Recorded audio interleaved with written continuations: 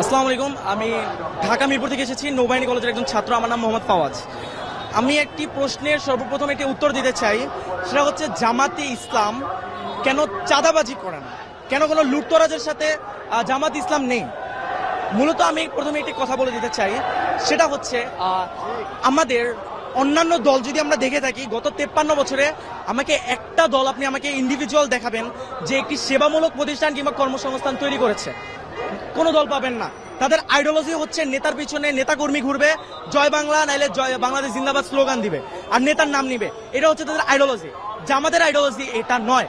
তাদের আইডিওলজি কিভাবে একটি নতুন প্রতিষ্ঠান তৈরি করা যায়। আপনি যদি গত 53 বছরে খেয়াল করেন, অসংখ্য জামাতের হাসপাতাল, অসংখ্য ব্যাংকিং সেক্টর তৈরি করা হয়েছে, যার কারণে জামাতে ইসলামের যে নেতাকর্মীরা রয়েছে পড়াশোনা শেষে তারা যদি চাকরিও না পেয়ে থাকে তাদেরকে ওইখানে নিয়োগ দেওয়া হয়, এবং যার কারণে তাদের চাঁদাবাজি কিংবা এইসব কাজে লিপ্ত হতে হয় না।